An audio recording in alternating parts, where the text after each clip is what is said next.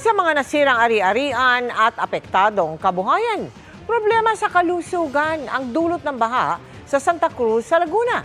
Nakatutok doon live si June Veneracion. June! Mel, hindi na masyadong maulan dito sa Santa Cruz sa Laguna pero may 5 barangay pa rin ang apektado ng pagbaha dahil meron ngang mga nalubog sa baha ay yung ilang residente rito ay nagkakaroon na ng sakit sa balat, sakit gaya ng alipunga.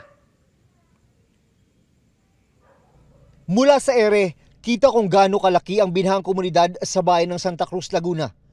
Sa bahaging ito ng Barangay Santissima Cruz, ginawang tulay ng mga residente ang pinagdikit-dikit na kawayan para may malakaran. Dahil di maiwasan na mababad sa baha, karaniwan na rito ang may sakit sa balat gaya ng alipunga. Minsan naman po hindi ko po kinakamot. Binabasa ko lang po ng tubig na malinis. Ang hapdi po sa paa. Mahirap pong laging nabaha, kasambaho pa po ng tubig. Bukod sa Barangay Santissima, meron pang 4 na barangay na apektado pa rin ng baha.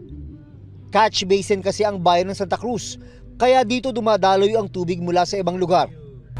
Sa ngayon ay tuloy-tuloy pa rin naman ang paglilinis ng lahat ng water tributaries na posibleng daanan ng mga tubig ulan at ng ating mga tubig baha. Kung kaya't sinisiguro natin na kahit dumaloy ang tubig ulan galing sa ibang barangay, ay makikiraan lang dito sa mga areas na ito. Sa kasagsagan ng baha kahapon, may mga batang kinailangang ilikas mula sa isang subdivision. Mahigit 100 pamilya ang nasa mga evacuation center, kabilang si Lola Violeta na hindi na mabilang kung ilang beses na siyang lumikas. Naandito ka, ligtas ka, wala kang kainin, pero ang buhay mo, nailigtas mo. Kaya mahirap, pero okay na. Wala ka naman sa ikamamatay ng mga bata. Noong isang gabi, isolated ang malaking bahagi ng Mavitak sa Laguna. Hanggang bewang kasi ang tubig sa ilang parte ng Manila East Road na pangunahing thoroughfare. Malalaking truck at bus lamang ang nakakatawid.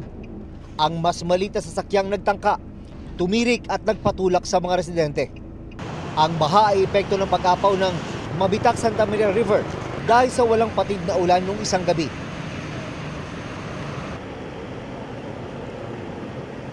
May mga lugar daw talaga dito sa Santa Cruz, Laguna na matagal humupa yung baha kaya inaasahan na yung mga nasa mga evacuation center baka tumagal pa ng 5 araw doon. Pero tiniyak naman ng lokal na pamahalaan na sapat ang supply para tugunan ang pangangailangan ng mga nagsilikas. Mel. Maraming salamat sa iyo, June Veneracion.